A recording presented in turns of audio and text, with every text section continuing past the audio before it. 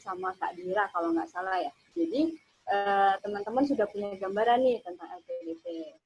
Oke, nama saya Rona. Tadi udah diperkenalin sama moderator. Saat ini saya sedang persiapan buat lanjut S2 di UPI, Universitas Pendidikan Indonesia, yang insya Allah akan belajar September ini. Oke. Nah, kita bakal bahas tentang essay on the spot. Ya, saya searching dulu. Mbak moderator mungkin bisa minta izin untuk share screen. Oh iya Mbak, boleh. Iya, kalau nggak salah ini udah di setting bisa.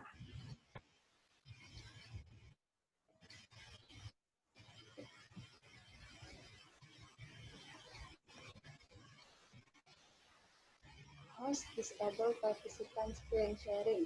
Belum bisa. Oke, bentar ya Mbak.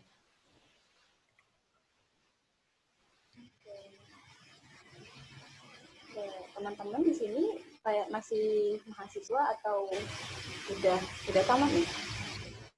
Kalau dari list pesertanya itu memang kebanyakan mahasiswa Kak, tapi ada juga yang udah kerja misalnya jadi guru, ada juga yang udah lulus fresh graduate dan macam-macam sih sebenarnya.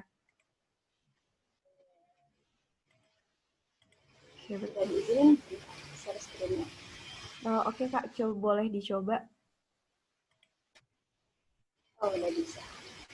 Wait ya.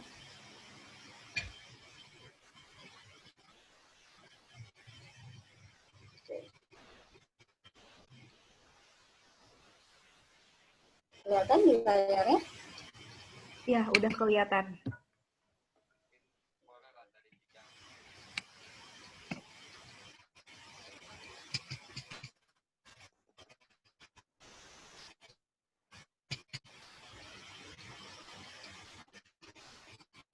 Oke.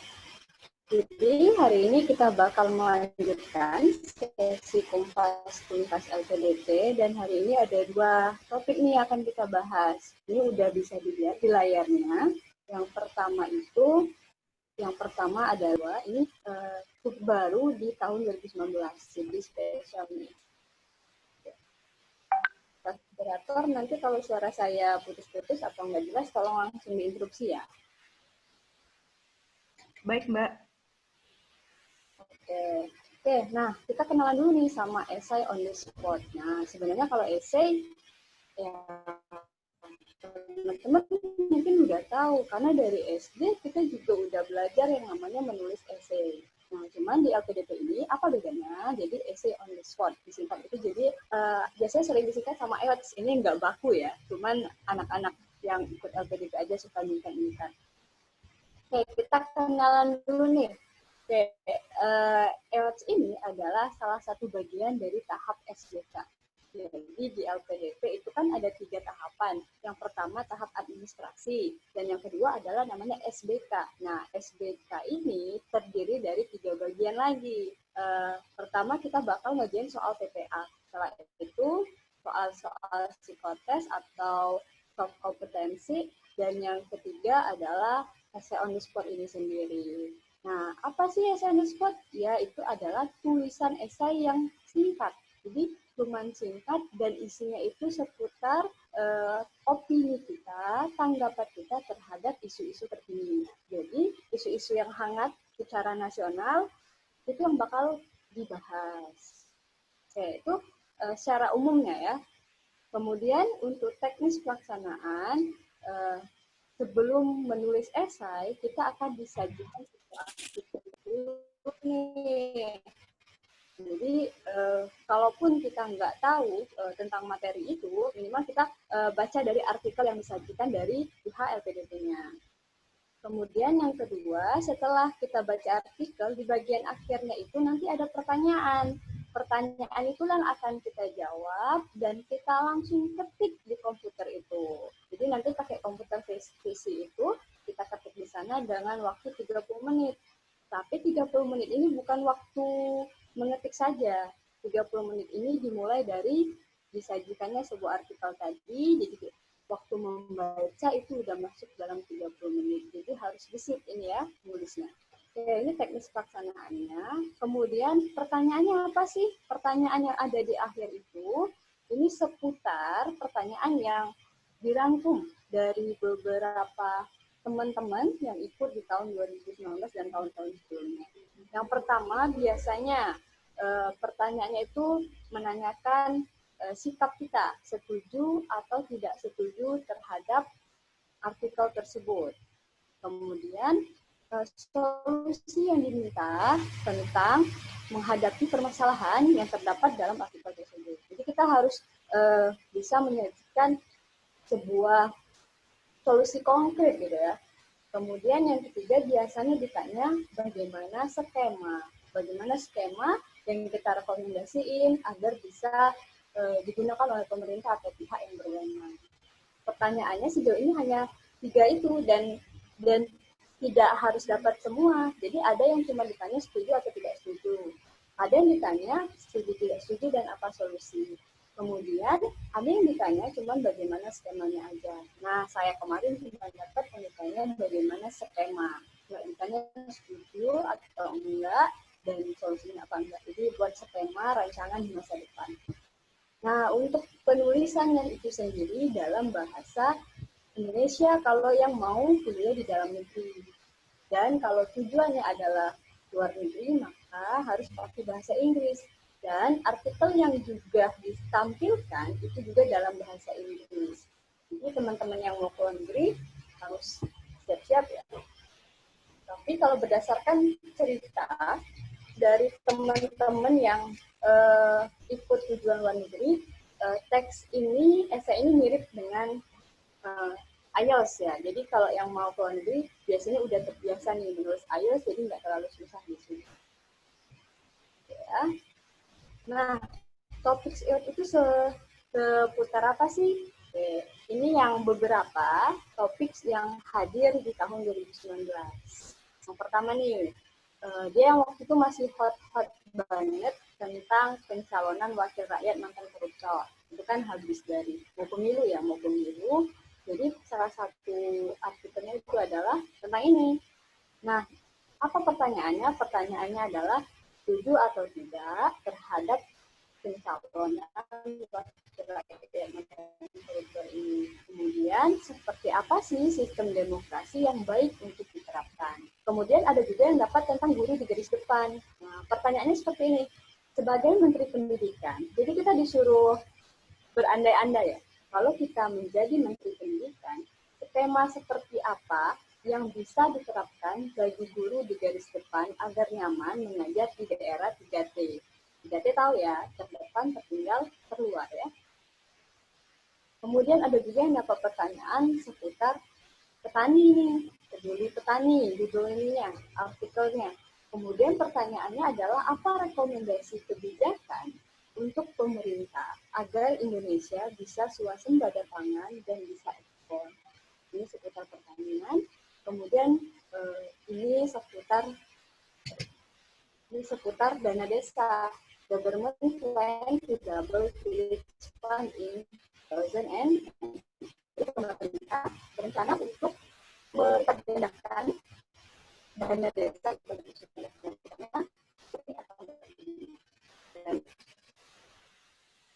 atau ya.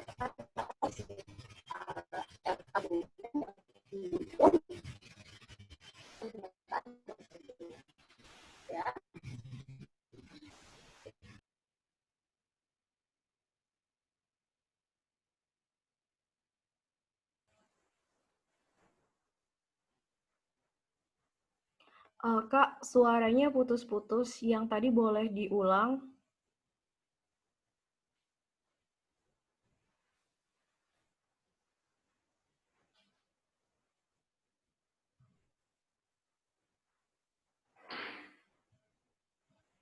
Suaranya masih nggak kedengaran, Kak.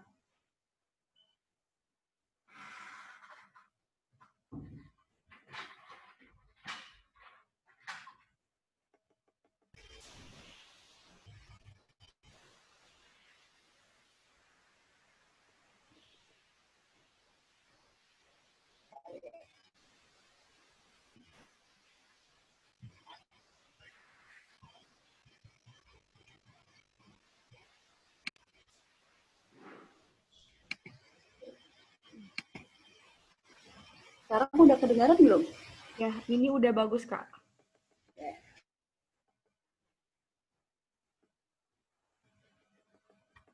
Oke, saya lanjut ya. Iya, lanjut, Kak.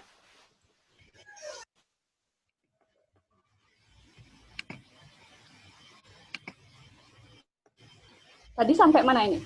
Saya Sampai udah jelasin sama poin terakhir yang sebelum oh slide. yang government. Iya. Oke, yang terakhir ini government plan to double village fund in 2019. Ini tentang dana desa. Jadi pemerintah itu ada kebijakan mau melipat gandakan dana desa di tahun 2019. Nah, kita diminta pernyataan agree atau disagree. Kalau agree apa alasannya, kalau disagree apa alasannya. Selain dari sini itu banyak banget topik-topik yang lain. Ada revolusi 4.0, ada isu-isu, pokoknya isu-isu yang terhangat secara nasional. Jadi teman-teman harus update nih kalau mau ikut seleksi LPDP. Ya.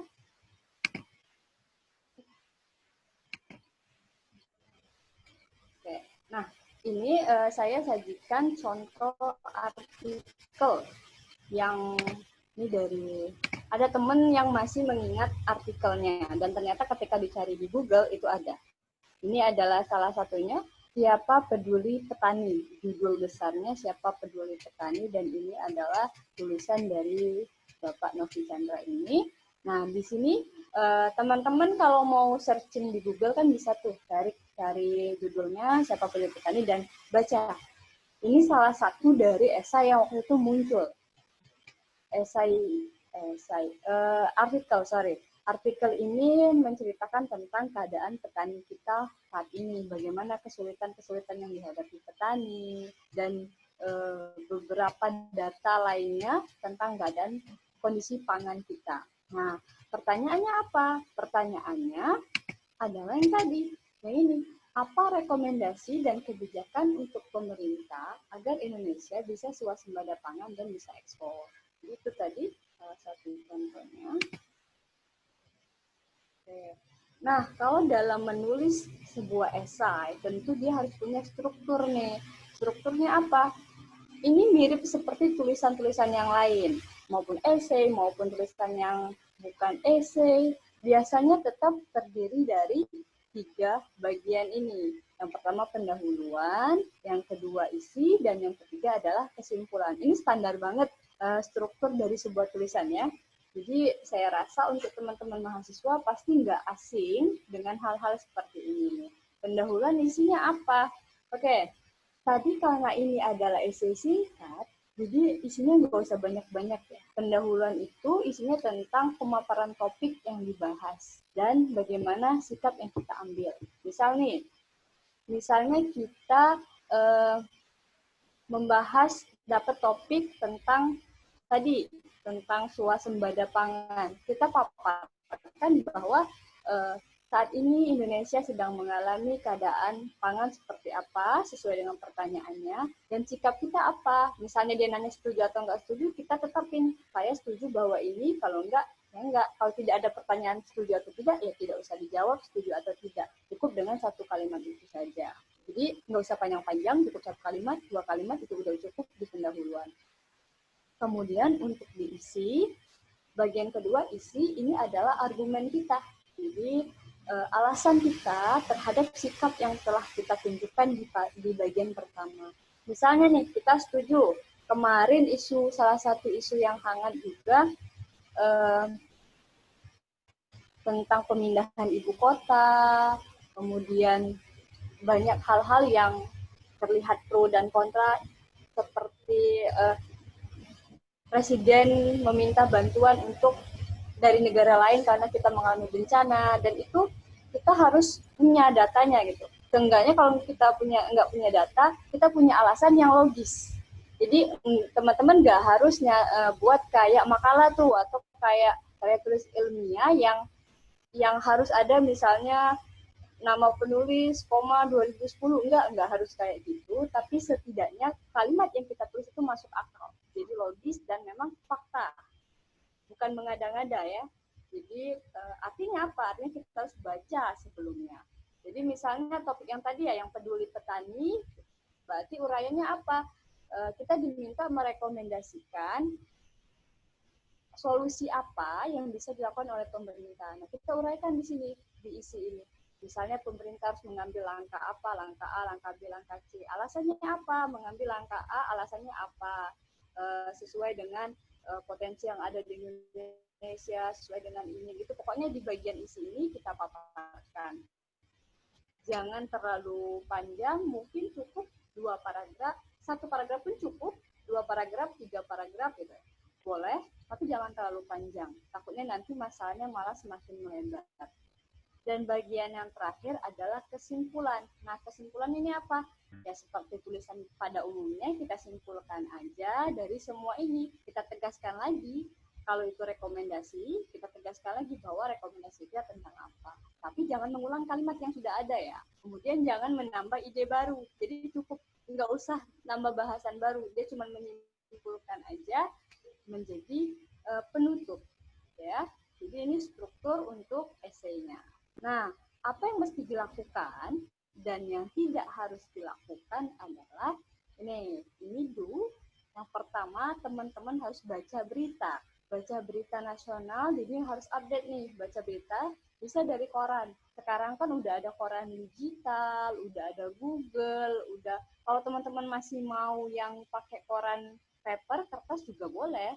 Jadi apalagi kalau di koran itu ada kolom opini gitu ya. Nah, teman-teman bisa baca di situ juga. Jadi kalau topik esainya itu banyak banget. Kalau pernah kami merangkum topik yang didapat sama teman-teman, itu puluhan topik. Artinya teman-teman harus mulai baca berita itu jauh-jauh hari sebelum hari H essay on the spot. Jadi mulai nyicil nih dari sekarang. Minimal kita tahu deh berita itu tentang apa, kemudian apa yang pro kontranya, dan kira-kira apa solusinya, dan apa rekomendasi dari berita tersebut. Nah, berita itu kalau menurut saya teman-teman bisa catat tuh hal-hal penting, jadi dibuat kayak rangkuman. Misalnya yang lagi hangat apa, isu corona ya, isu corona apa yang lagi hangatnya, bagian apa, misalnya vaksin ya, vaksin corona misalnya, kemudian tulis tuh bagian-bagian pentingnya, datanya, informasinya yang nanti bisa menjawab pertanyaan-pertanyaan di essay on the spot. Jadi update aja per hari, per 2 hari, dan jangan terlalu dekat-dekat hari ya, takutnya malah nanti penuh gitu ya kepalanya. Kemudian yang kedua, latihan menulis. Kalau buat teman-teman yang selama ini tugas kuliahnya itu sering menulis atau yang sering ikut lomba menulis, mungkin ini nggak terlalu ekstra karena udah terbiasa sejak dulu. Tapi kalau teman-teman yang jarang menulis, sebuah paragraf ini agak panjang, maka harus latihan menulis. Latihan menulisnya harus lebih ekstra, ya. Dan usahakan latihan menulis itu memakai waktu sesuai dengan waktu yang sebenarnya. Karena kan waktunya 30 menit. Jadi teman-teman usahakan waktu latihan itu pasang timer gitu, waktunya 30 menit. Nanti kalau sudah 30 menit, timernya bunyi, teman-teman selesai apapun yang sampai mana, baru nanti evaluasi lagi. Itu latihan menulis. Kemudian latihan menulisnya itu benar-benar seolah-olah menjawab pertanyaan yang tadi yang sudah saya paparkan, yang 3 pertanyaan tadi. Nah, ini bergabung di grup sesama peserta. Jadi ada Telegram. Sebenarnya boleh sih mau gabung di grup apa aja, tapi kemarin saya gabung di grup Telegram. Nama grupnya itu kalau sekarang berubah jadi LPDP Official Unofficial 2020 kalau nggak salah. Dari sana para pesertanya itu saling membantu. Jadi misalnya untuk topik esai ini ada di list nih topik-topik esai, ternyata ada 100 topik misalnya. Dari 100 topik itu kan nggak mungkin kita mau cari sendiri, bakal memakan waktu yang lama banget untuk cari data dan informasi dengan detail. Nah, di sana nanti teman-teman bisa berbagi. Jadi siapa yang mau cari topik ini. Jadi satu orang satu topik. Jadi semua topik itu bisa dirangkum dalam satu file dan yang lain bisa saling baca. Dan ini sangat membantu, lebih efektif dan nggak terlalu ini ya, misalnya nggak terlalu banyak makan waktu kita untuk baca berbagai sumber. Oke, itu yang harus dilakukan. Kemudian ini nih yang jangan dilakukan. Yang pertama, jangan SKS, sistem kebut semalam, atau the power of kepepet. Oke, meskipun sering banget diingatkan, tapi rasanya memang SKS itu enak banget ya. Meskipun waktunya dikasih sebulan nih, biasanya jarak dari pengumuman tahap administrasi ke tahap SBK itu kan ada 1 bulan rentangnya. Nah, biasanya ada sebagian orang gitu yang dia pakai sistem kebut semalam. Udah 3 hari mau berangkat, baru baca-baca data-data dan informasi, misalnya ada gitu. Tapi ada juga yang enggak. Semoga teman-teman masuk bagian yang enggak SKS. Jadi kalau udah ada niat mau LPDP-an, mulailah deh dari sekarang list isu-isu ya, 1 hari 1 isu ya lumayan kan, bisa banyak berita yang kalian update. Kemudian ini nih, nanti ketika pelaksanaan kita itu pakai komputer PC itu loh, bukan laptop. Jadi keyboardnya itu kalau kita ketik tuh bunyinya tuh lumayan keras kan. Jadi jangan panik aja kalau dengar suara keyboard orang lain, karena kadang mental kita tuh suka terganggu ya, makanya suka down ketika kita dengar keyboard orang lain tuh yang sibuk banget dulu. Sedangkan kita masih mikir gitu, mau nulis apa.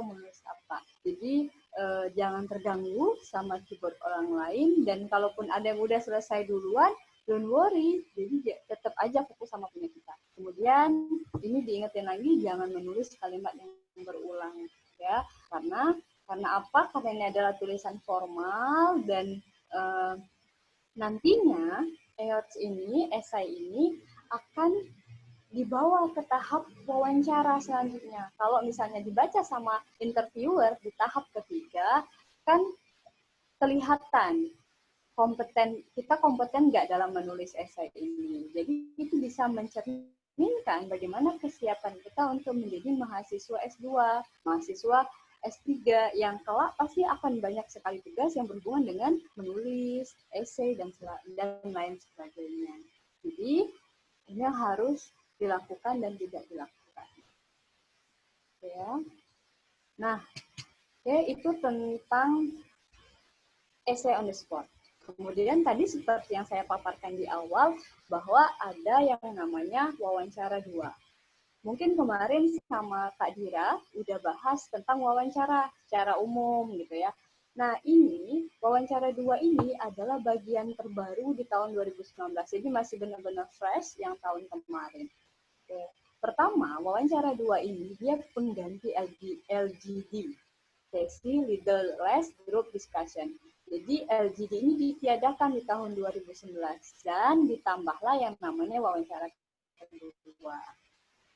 Bedanya apa? Beda kalau LGD kita bertemu dengan orang-orang sesama peserta dan kita dikasih topik untuk didiskusikan. Kalau di wawancara 2 kita cuma berhadapan dengan satu orang interviewer dan sepertinya ahli dari bidang hukum dan kenegaraan. Dan waktunya itu sekitar 1 jam. Lumayan lama untuk ngobrol dengan orang selama 1 jam. Kemudian yang dilakukan sebelum wawancara adalah kita akan diminta untuk mengisi DIP, daftar informasi pribadi secara lengkap. DIP itu apa? DIP itu adalah detail tentang kita. Nanti kita bahas lagi. Kemudian teman-teman harus menggali informasi lagi tentang isu nasional yang biasanya yang ditanyakan adalah yang pro dan kontra. Dan yang ketiga adalah latihan atau simulasi. Nah, latihan simulasinya di mana? Di grup Telegram tadi biasanya teman-teman itu akan membuat jadwal untuk latihan simulasi. Bagi teman-teman yang mau mencoba simulasi nanti dibuat jadwal gitu. Jadi ada yang bantu nge-handle. Kalau kami kemarin simulasinya lewat Discord, aplikasi Discord. Nah, jadi uh, ada yang simulasi 2 orang, satu jadi interviewer dan satu jadi peserta, yang lain jadi pendengar. Kemudian nanti dievaluasi dan dikasih semacam kritik dan saran lah dari teman-teman sesama peserta. Oke ya, itu tentang wawancara kedua. Kemudian tadi kita bahas tentang DIP. DIP itu apa? DIP itu tadi daftar informasi pribadi. Isi DIP itu dengan jujur. Jadi daftar isian pribadi itu seputar mulai dari data identitas kita, dari nama lengkap, pendidikan, hobi, hal yang tidak disukai. Jadi detail banget sampai buku favorit, terus media yang sering dibuka, akun apa aja namanya, siapa orang-orang yang berpengaruh dalam hidup kita, kemudian siapa idola kita, data tentang orang tua, data tentang adik kakak, pokoknya semua data pribadi tentang kita harus diisi di DIP ini. Jadi harap diisi dengan jujur. Kalau misalnya nggak jujur, susah media apa yang sering kita buka. Kalau teman sok-sokan mau nulis, misalnya mau tulis Kompas gitu, padahal sehari-hari bukanya Twitter. Nah, takutnya nanti ketika kita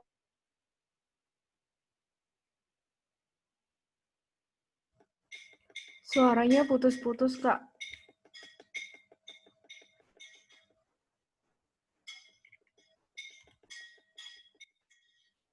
Kak,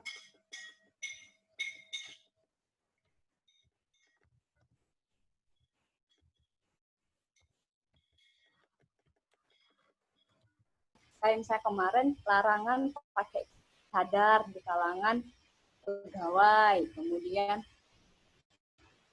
isu radikalisme, isu mengucap tidak bagi Muslim, apalagi kemudian BPJS, tentang hoax, tentang EPI, bahkan masuk kemudian Indonesia negara feminis, kebebasan berpendapat dan UU ITE, kenaikan BPJS, dan masih banyak lain yang itu menuntut kita untuk menyatakan setuju atau tidak. Nah, tentunya di dalam menyikapi itu kita bakal ada kita setuju, di mana interviewer kita kan bagian pemerintah, setuju dan kita tidak, atau sebaliknya. Nah, dan itu jangan takut untuk berargumentasi. Tapi kita harus punya alasan yang ditanya tentang mengucapkan Natal. Apakah kamu mengucapkan Natal dengan teman-teman dari Kristiani? Kalau misalnya kita memang mengucapkan, apa alasannya? Kalau kita memang tidak mengucapkan, ya sebutin juga alasannya. Kalau ternyata interviewernya mendebat lagi, ya jawab aja. Tapi tetap harus punya data informasi. Misalnya tadi tentang itu kan tentang wawasan agama ya, mungkin teman-teman bisa sampaikan tentang siroh, tentang hadis atau Al-Quran. Atau misalnya ditanya tentang konflik Papua gitu, kemana ada konflik Papua, apa data yang kita punya, terus kemudian tentang banyak hal-hal yang kontra gitu, pro dan kontra yang ditanyakan ke kita, dan jangan takut kita berseberangan dengan pendapat pemerintah. Toh ini cuman pendapat saja gitu kan. Jadi jangan takut, dan tapi tetap harus jaga sikap sampai jadi perdebatan, debat kusir, sampai interviewernya marah-marah gitu ya. Tapi rasanya jarang tuh interview marah-marah. Takutnya kita aja yang terbawa emosi dan jadi poin yang berkurang gitu. Kalau tidak setuju dengan sopan. Ya. Oke, mungkin itu untuk materi hari ini. Untuk lebih dalamnya mungkin teman-teman bisa tanyakan di sesi tanya jawab. Oke, terima kasih dari saya. Selamat berjuang, sampai jumpa di keluarga LPDP.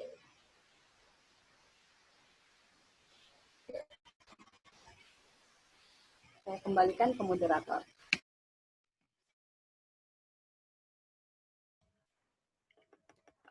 Baik, tadi udah selesai sesi penyampaian materinya dari Kak Rona.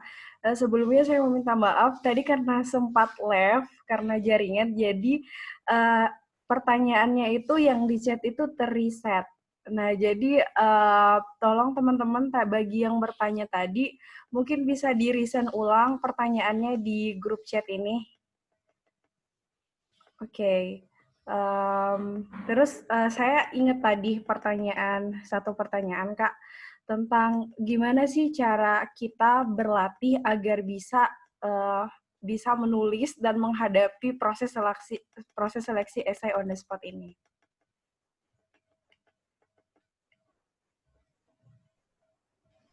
Suaranya Oke, Kak. langsung dijawab nih ya. Ya, boleh.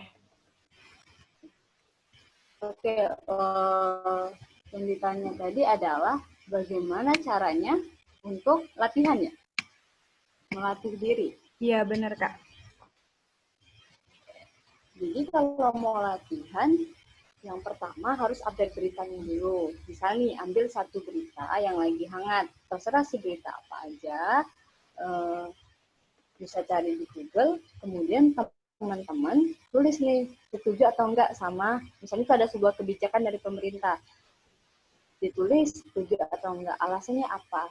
Nah, alasannya itu bisa teman-teman lihat dari artikel yang lain, dari berita terus maksudnya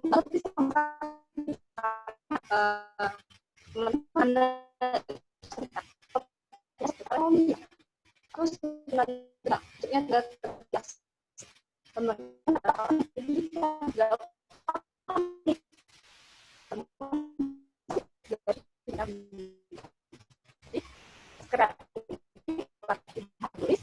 kemudian pertanyaan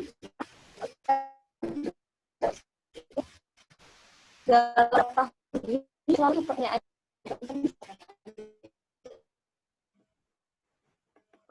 Suaranya putus-putus Kak. lama-lama itu baca artikel. Oke. Kak, suaranya putus-putus, boleh diulang sedikit tadi di ujung jawabannya.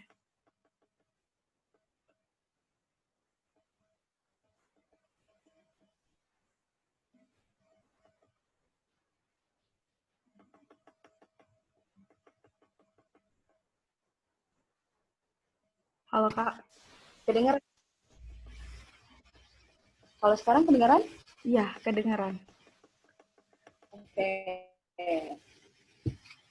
Udah normal. Oke, sampai mana tadi? Oke, tadi saya ulang.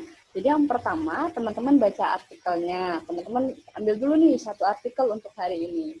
Kemudian biasanya itu berkisah tentang kebijakan pemerintah lah, peraturan inilah, peraturan itulah. Teman-teman tulis di bawahnya nanti. Esai teman-teman mulailah dari pertanyaan setuju atau enggak sama kebijakan pemerintah ini. Kalau setuju apa alasannya, kalau enggak setuju apa alasannya.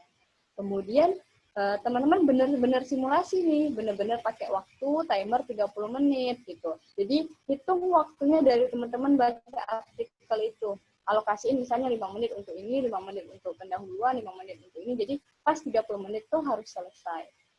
Kemudian bagian isinya juga dijabarkan, teman-teman untuk sementara latihan bisa lihat sumber-sumber yang lain. Jadi jangan terpatok dengan artikel itu. Jadi cari informasi yang sesuai dengan itu di Google juga, atau di jurnal, atau di koran, terserah. Pokoknya mendukung pernyataan teman-teman.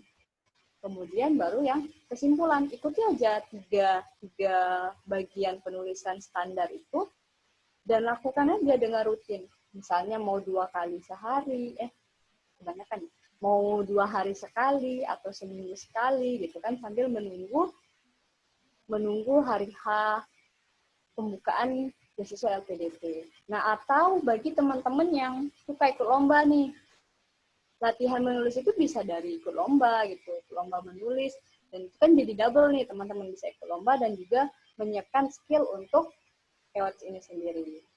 Mungkin itu. Dan kemudian kalau teman-teman masih ngerasa pemula di bidang tulis menulis, setelah teman-teman menulis selesai satu tulisan bisa minta koreksi dengan yang kalian anggap lebih mumpuni lah gitu tentang tulis menulis. Jangan lelah untuk berlatih lah gitu. Mungkin itu tanggapannya boleh. Oke, jadi buat teman-teman yang pengen dan nyari tahu gimana sih cara untuk berlatih dalam menulis essay on the spot ini, tadi udah dijawab oleh Kak Ronanya. Jadi intinya kita tuh harus lebih rajin lagi untuk berlatih, jangan malas-malasan karena untuk mendapatkan hasil yang bagus dalam menulis essay itu butuh kerja keras juga, jadi nggak secara instan kita langsung bisa nulisnya.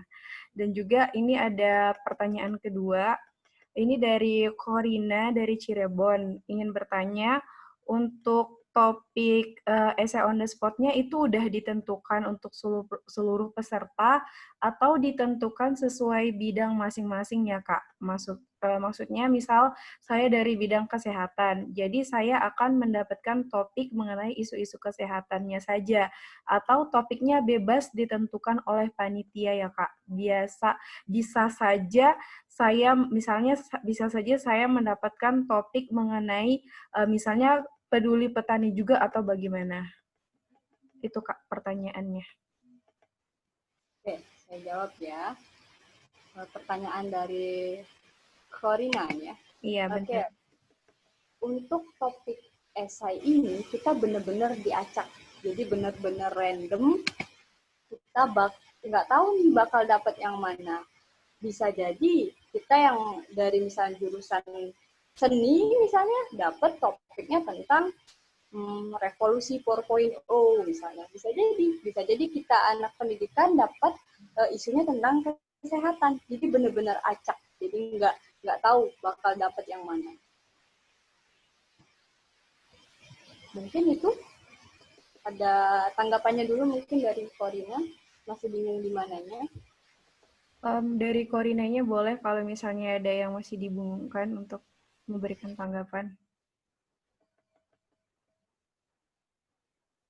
Oke, kayaknya kita lanjut aja Kak ke pertanyaan selanjutnya. Jadi ada pertanyaan dari Sari Dewi Martasiah dari Palembang. Yang pertama dia pengen nanya, secara keseluruhan ini tahapan seleksinya ini bagaimana gitu. Nah, terus tapi kayaknya kalau tahapan seleksinya tadi udah dijelasin juga sih sama Kak Aronanya. Kemudian yang kedua itu dia bertanya kalau misalnya dia pernah baca buku yang ada membahas tentang proses seleksi LPDP. Nah, apa yang akan kamu lakukan untuk Indonesia setelah kamu menyelesaikan studimu ini jika kamu diterima? Nah, ketika mendapatkan pertanyaan seperti ini, apakah hanya masuk di seleksi wawancara atau ada di esai juga, Kak? Pertanyaan-pertanyaan seperti itu. Gitu. Oke, ini pertanyaan dari Sri Dewi Murtasia.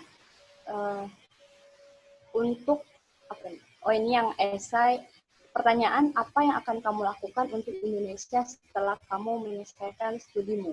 Iya, Sebenarnya ini masih di esai administrasi. Jadi kan sebelum ke tahap SBT ini kan ada tahap administrasi yang kita diharuskan menulis esai kan. Dan di dalam esai itu salah satu poin pertanyaannya adalah itu apa yang akan kontribusi kita gitu setelah kita menyelesaikan studi. Tapi ini juga nanti bakal dikorek semua proses kita dari awal administrasi sampai akhir itu bakal ditanyain lagi di tahap wawancara yang terakhir. Untuk di essay on the spot itu nggak ditanya tentang ini. Mungkin itu. Oke. Jadi mungkin yang dimaksud tadi itu adalah esai administrasi ya Kak, tentang pertanyaan itu tadi. Nah, Iya, itu di administrasi. Nah, ini mungkin teman-teman essay on the spot itu agak berbeda kali ya dengan itu essay administrasi. Jadi kita lanjut aja ke pertanyaan selanjutnya. Ini ada dari Zainab Maharani. Dia nanya gini Kak, ada nggak tips untuk menjawab atau membuat essay on the spot dan saat wawancara 2 itu saat benar-benar nggak tahu apa-apa, misalnya kita lagi nggak mempelajarin isu itu gitu, dan kita dapat isu tersebut. Nah, jadi gimana itu Kak, cara kita untuk mencoba mengendalikan situasi tersebut? Oke, ini pertanyaan Zainab ini sering terjadi ya, sering terjadi sama sama kita sebagai manusia yang punya keterbatasan. Kalau untuk di tahap EOT, di tahap essay on the spot, ketika kita nggak tahu mau ngapain, lihat artikelnya aja. Di artikel itu biasanya ada beberapa informasi atau data yang bisa kita kemas ulang. Kita kemas ulang penyusunan katanya sehingga menjadi kalimat yang berbeda tapi tetap intinya sama gitu. Jadi gunakan artikel yang ada gitu. Bahkan ada teman-teman yang dia benar-benar dapat datanya dari artikel itu. Kalau saya kemarin dapatnya revolusi 4.0 ternyata tidak terlalu mendukung ke pertanyaan dan apa yang harus saya jawab. Yang saya lakukan adalah saya memandang tema itu dari sudut pandang keilmuan saya. Karena saya adalah jurusan pendidikan matematika, dan saya dapatnya tentang revolusi 4.0, bagaimana kebijakan pemerintah dalam revolusi 4.0 dan ini apa perjalanan Indonesia ke depan, pokoknya seperti itu. Saya nggak paham nih, saya cuma tahu arti revolusi 4.0-nya aja. Jadi saya kaitkan aja dengan dunia pendidikan, gimana sih peran dunia pendidikan dalam mendukung terjadinya revolusi 4.0 dan untuk Indonesia ke depannya. Jadi nggak apa-apa. Dan for your information, essay on the spot itu nggak masuk jadi penentu kriteria di bagian SBK tahap kedua. Jadi ketika tahap kedua yang dinilai cuma soal TPA. Tapi ini akan menentukan ketika di tahap wawancara, karena akan dinilai oleh interviewer. Jadi benar-benar dijawab aja. Kalaupun nggak tahu tetap ditulis dari sudut pandang kita. Jangan sampai dikosongkan. Jadi meskipun cuma satu paragraf nggak apa-apa. Itu untuk essay on the spot. Tapi kalau untuk wawancara kedua, ketika kita nggak tahu, benar-benar nggak tahu tentang isu itu, jawab aja, saya nggak tahu gitu. Saya belum baca informasi tentang ini Pak Bu. Nanti interviewernya bakal maklum. Jadi ada beberapa teman yang melakukan itu. Interviewernya mendengar jawaban kita seperti itu akan memaparkan informasi tentang hal itu. Misalnya kita ditanya tentang radikalisme. Kita nggak tahu arti radikalisme itu apa. Kita tidak punya pendapat tentang itu. Jawab aja, maaf Pak, Bu, saya belum membaca informasi tentang itu. Nanti dia akan memaparkan radikalisme itu seperti ini loh, ini. Udah dipaparkan, ditanyanya lagi, gimana menurut kamu? Nah, jadi kalau di wawancara dua, nggak terlalu kaku, karena kita berhadapan dengan manusia. Kalau dengan komputer kan kita nggak bisa nanya. Gitu. Jadi, sekalipun nggak bisa di wawancara kedua, yang pasti harus berani aja. Kalau nggak bisa ya bilang aja nggak bisa, jangan nggak bisa bilang bisa dan nanti ngelantur jawabannya, nambah kelihatan gitu kan, kelihatan bahwa kita emang nggak bisa, dan itu saya rasa cukup memalukan gitu kan. Lebih baik kita akui saja ketidakbisaan itu kalau benar-benar nggak bisa ya. Mungkin itu. Oke, jadi ini ada pertanyaan selanjutnya juga Kak, tapi sebenarnya jawabannya itu mirip-mirip dengan jawaban yang Kakak bilang tadi. Gimana kalau misalnya kita berdapetin topik yang sama sekali kita nggak tahu. Tapi tadi yang saya tangkap kalau misalnya kita benar-benar nggak tahu topiknya, kita lihat dari sudut pandang keilmuan kita ya Kak. Terus juga yang namanya esai harus tetap diisi gitu, nggak bisa dikosongin. Cuman beda halnya kalau misalnya di tahap wawancara kedua, kita benar-benar harus jujur gitu kan, terbuka aja dengan interviewernya kalau misalnya kita memang nggak paham tentang apa yang dia tanyakan. Cuman di sini Nailanya ini bertanya Kak, kalau misalnya untuk LPDP luar negeri, apakah esainya dalam bahasa Inggris? Ya, kalau untuk tujuan luar negeri, artikel yang disajikan dalam bahasa Inggris dan pertanyaannya dalam bahasa Inggris, dan kita juga harus menjawab dalam bahasa Inggris. Jadi teman-teman harus siap sedia memang. Oke, jadi dari Nailanya gimana? Ada tanggapan nggak?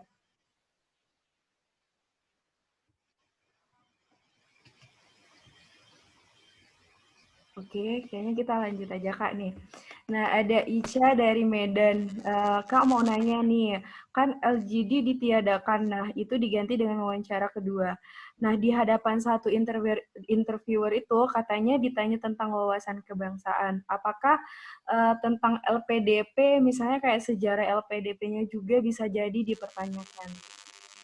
Silakan Kak. Oke, kalau sebenarnya dia nggak banyak nanya tentang LPDP sih. Cuman kalau misalnya kita ketiban pertanyaan itu mungkin biasanya ada ada pemancingnya dulu. Misalnya kita cerita tentang apa gitu kan, nanti dia nanya, emang LPDP itu apa sih? Bisa jadi nanya itu. Tapi sejauh ini dari yang sharing sama teman-teman, pertanyaan wawasan kebangsaan itu ya tentang kenegaraan. Jadi kemarin saya diminta untuk menyebutkan pembukaan Undang-Undang Dasar 1945. Kalau untuk LPDP nggak terlalu dibahas di wawancara kedua ini. Oke, jadi dari isinya gimana? Jadi kalau misalnya dari segi profil LPDP-nya gimana LPDP-nya berdiri itu nggak terlalu di detail ya Kak dibahas, tapi lebih kepada wawasan kebangsaan dan sejarah Indonesianya gitu ya Kak. Oke, nah jadi ada pertanyaan selanjutnya ini jauh dari Makassar nih. Winda dari Makassar, dia mau nanya, di interview 2 itu mendingan dijawab secara detail, mendingan dijawab secara detail atau seadanya aja Kak. Jadi mungkin maksudnya dia benar-benar nggak tahu gitu, tapi apakah harus jawab seadanya atau gimana gitu? Kalau saya nangkep pertanyaan Winda ini, kayaknya Winda itu tanya gini, ada interviewer nanya, kamu setuju nggak kalau pegawai dilarang memakai cadar misalnya. Nah, kita mau jawab apa? Mau jawab setuju gitu aja, atau kita mau setuju karena ini. Mungkin seperti itu maksudnya ya. Oh iya benar Kak. Oke. Jadi ini tergantung tipe interviewernya. Jadi ada interviewer yang tipenya jawab singkat aja dulu. Jadi misalnya ditanya nih, saya kemarin ditanya, kamu setuju nggak dengan mengucapkan selamat Natal bagi orang muslim dari orang muslim untuk umat Kristiani. Misalnya saya jawab, saya nggak setuju Pak. Stop aja di situ. Lihat nih responnya apa. Nanti kalau dia mau lanjut, ditanya lagi, emang kenapa? Biasanya ditanya lagi nih, emang kenapa? Jawab aja apa. Kemudian ditanyanya lagi, jawab aja sesuai yang ditanya. Tapi ada juga tipe interviewer yang kita jawab, saya setuju Pak gitu. Dia diem aja. Kita kan ikut diem nih. Katanya terus. Kita ngomong lagi, dia terus minta terus ngomong aja sampai dia ngerasa cukup, dia baru oke, pindah ke pertanyaan yang lain. Nah, itu tipe interviewer yang maunya detail dari kita sendiri. Jadi memang kita harus nyiapin diri juga buat data-data yang detail gitu. Kalau misalnya kita ngerasa nggak bisa lagi jawab, sampai segitu Pak pemahaman saya, gitu aja nggak apa-apa. Oke, jadi kalau misalnya benar-benar nggak paham, jadi kita memang jawab sebenarnya apa yang kita pahami dari itu aja ya Kak ya. Oke, Tapi ini jangan jadi nggak ini dijawab nggak tahu semua. oh Nggak iya. ditanya begini, nggak tahu tentang toleransi itu kan saya nggak tahu. Itu malah kita tidak mampu gitu pertanyaannya. Oke, jadi sebisanya juga berusaha untuk bisa menjawab. Nah, ini ada pertanyaan lagi, Kak. Cuman mungkin pertanyaannya ini terkait dengan kampus luar negeri ya. Tapi mungkin kalau misalnya Kak Rona bisa menjawab, boleh.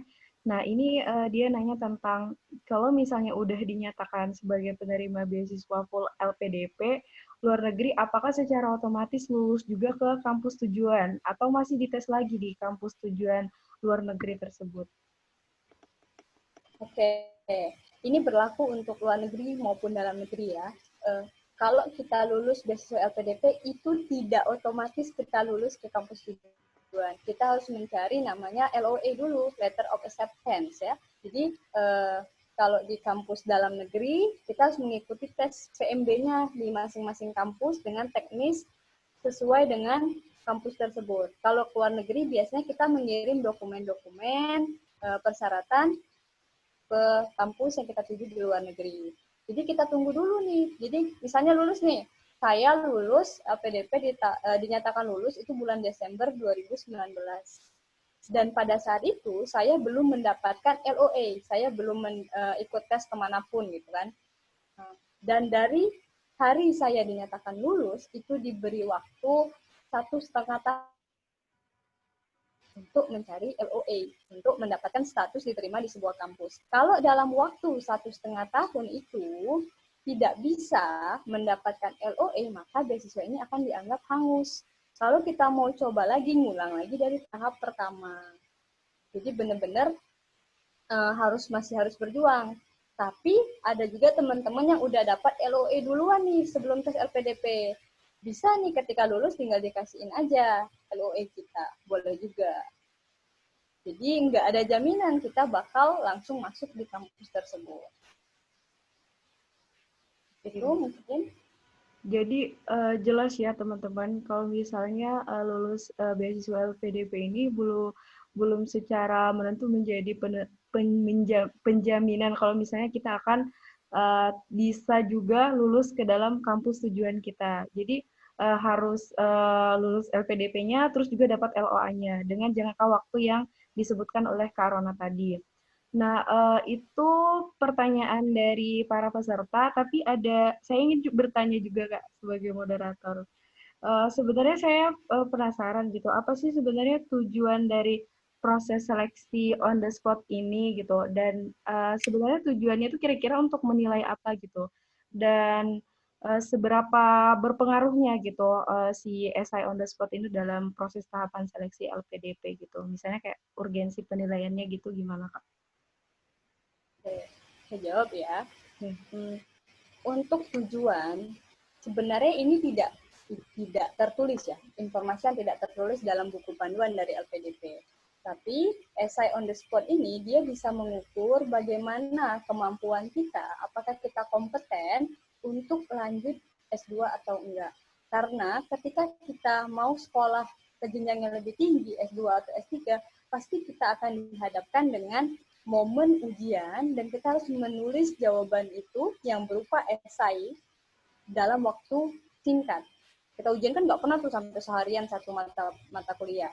Dan ini adalah kalau kita mampu melalui essay on the spot ini dengan baik, artinya nanti kita siap untuk menjalani kuliah di kampus yang kita tuju. Apalagi untuk kampus-kampus tujuan luar negeri.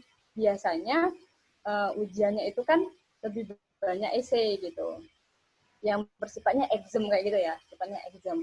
Nah, kalau misalnya kita menunjukkan kemampuan tersebut, berarti kita dianggap LPDP layak, karena LPDP nggak mau dong membiayai seseorang, tapi ternyata waktu pelaksanaan kuliah dia nggak lulus ujian. Nah, itu kan jadi sia-sia.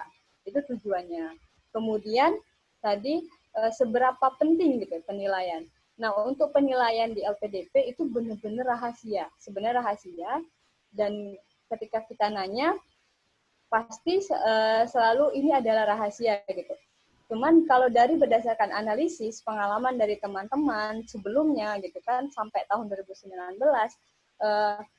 penilaian di tahap EOTS ini, esai ini akan sampai di tangan interviewer. Kita kan ada 2 interviewer tuh. Yang pertama interviewer 1 yang 3 orang, yang kemarin udah dijelasin sama Kak Dira. Nah, dan juga di wawancara kedua ini, jadi para interviewer ini juga bakal megang data essay on the spot kita. Dan kalau ketiban ditanya, gitu kan, kita harus ingat lagi tuh kita nulis tentang apa. Dan bisa jadi meskipun nggak ditanya, si interviewer berhak menilai essay on the spot kita itu. Jadi dia nggak berpengaruh di essay di tahap pada saat kita essay on the spot, dia nggak berpengaruh, tapi itu bakal jadi menunjukkan profil kita di tahap wawancara. Kalau untuk bobotnya, saya kurang tahu bobot penilaiannya karena wawancara itu kan cukup subjektif ya. ada yang nggak dapat pertanyaan itu, ada yang dapat. Kalau saya pribadi saya nggak ditanya tentang essay on the spot saya, tapi ada juga temen yang ditanya tentang itu. Mungkin itu Oke, kan. ya baik Kak. Jelas banget tentang essay on the spot ini, gitu, pengaruhnya terhadap proses seleksinya. Jadi teman-teman ini karena udah nggak ada yang nanya lagi, jadi mungkin ini Kak, kita mau nanti langsung ke sesi penutup aja. Mungkin ada dari Kak Rona closing statement-nya gitu. Eh, Closing statement-nya buat teman-teman yang punya niat untuk dapat beasiswa LPDP, persiapkan diri, jangan takut, jangan insecure ya kalau bahasa sekarang, jangan insecure.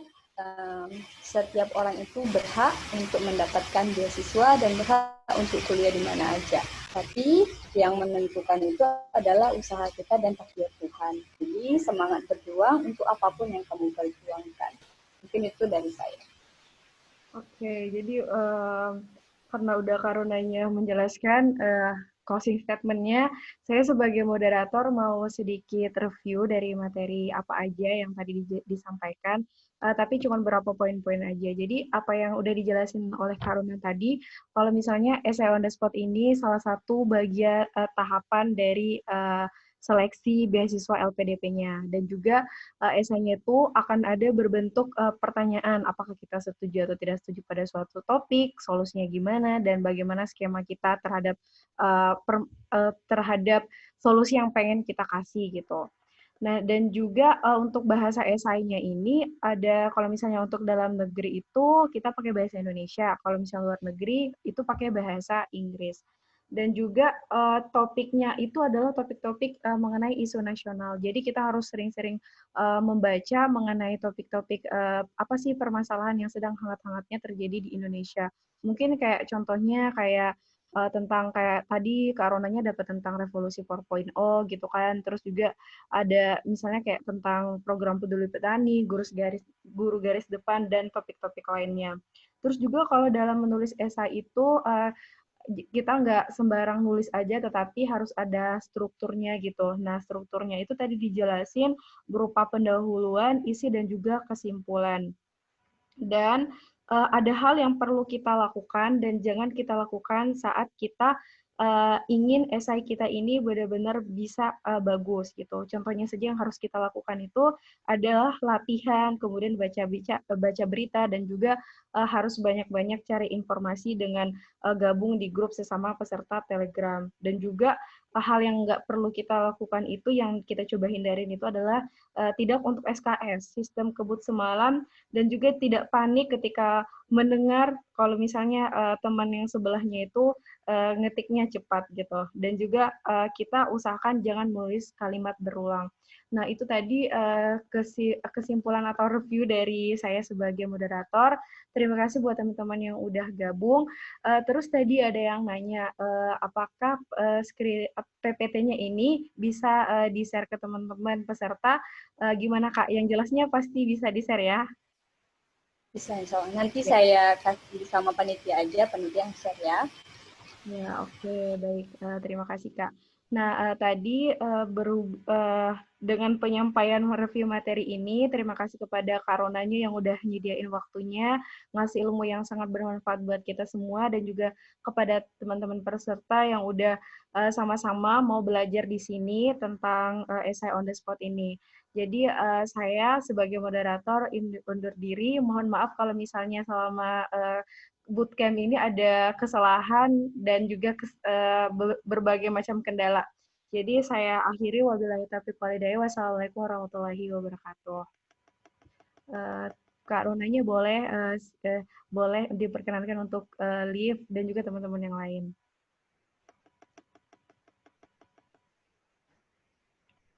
Oke, terima kasih buat teman-teman yang hari ini udah mendengarkan. Saya mohon maaf juga kalau ada kesalahan, boleh dikoreksi nanti.